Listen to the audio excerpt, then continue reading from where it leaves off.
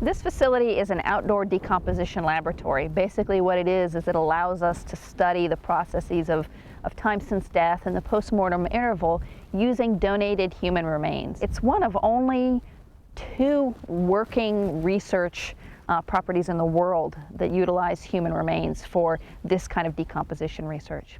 What we end up learning at this research facility is information that we want to pass on to law enforcement, to medical legal examiners, to anybody that's involved in the investigation of human remains, especially in outdoor contexts like this, or where questions have come about regarding, decomposition time frames, anything that can help narrow down identity or cause or manner of death is helpful in an investigation.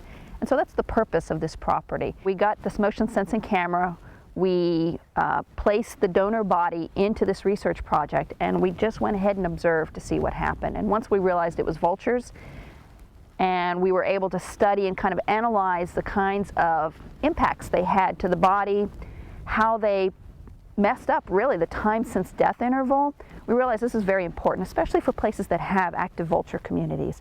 Because, if a law enforcement officer or a medical legal examiner comes upon a body out in the middle of a field and it's skeletonized, they might think that body has been there months, potentially, when in actuality it might just be days or a week. So it's really our role to try to figure out how to better analyze what we see in terms of the body, the time since death, and all of that plays into things like, establishing identity of the person, or perhaps ruling in or ruling out suspects depending on time frames. The vultures really do monkey with that. They really do destroy that normal sequence with their scavenging activities.